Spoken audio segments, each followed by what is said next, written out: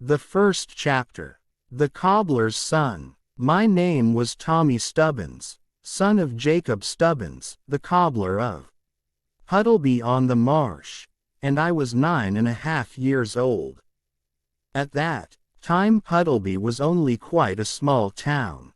A river ran through the middle of it, and over this river there was a very old stone bridge, called Kingsbridge, which led you from the market-place on one side to the churchyard on the other. Sailing ships came up this river from the sea and anchored near the bridge. I used to go down and watch the sailors unloading the ships. Upon the river wall, the sailors sang strange songs as they pulled upon the ropes, and I learned these songs by heart. And I would sit on the river wall with my feet dangling over the water and sing with the men, pretending to myself that I too was a sailor. For I longed always to sail away with those brave ships when they turned their backs on Puddleby Church and went creeping down the river again, across the wide lonely marshes to the sea. I longed to go with them out into the world to seek my fortune in foreign lands. Africa, India, China and Peru.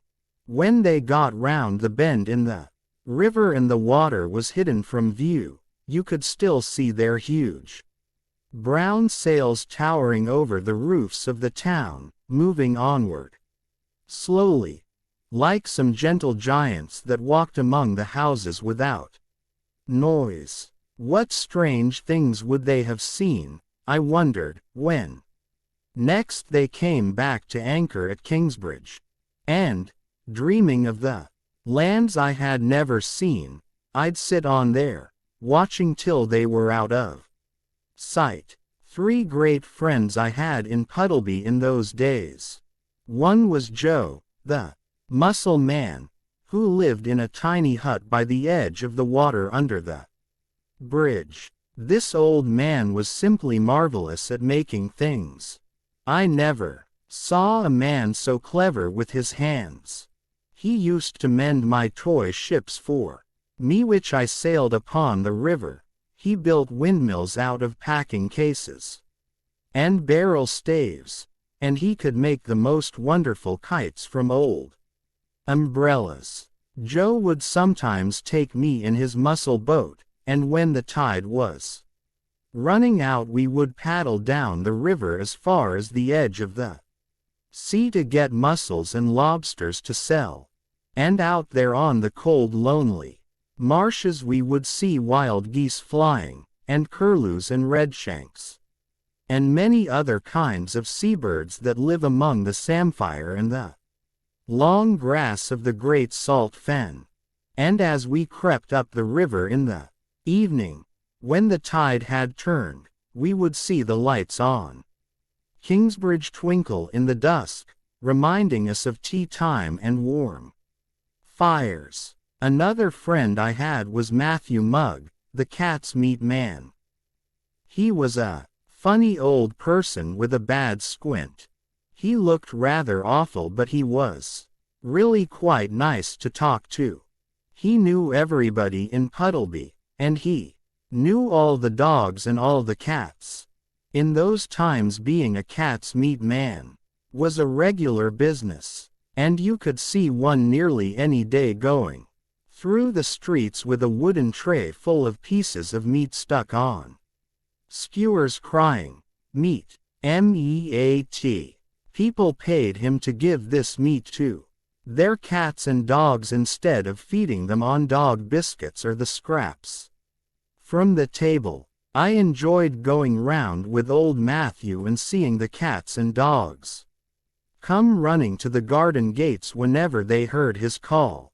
Sometimes he let me give the meat to the animals myself, and I thought this was great fun. He knew a lot about dogs and he would tell me the names of the different kinds as we went through the town. He had several dogs of his own. One, a whippet, was a very fast runner, and Matthew used to win prizes with her at the Saturday coursing races.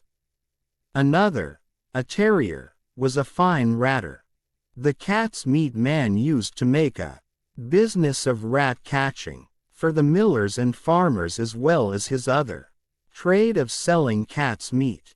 My third great friend was Luke the Hermit. But of him I will tell you more later on. I did not go to school, because my father was not rich enough to send me. But I was extremely fond of animals.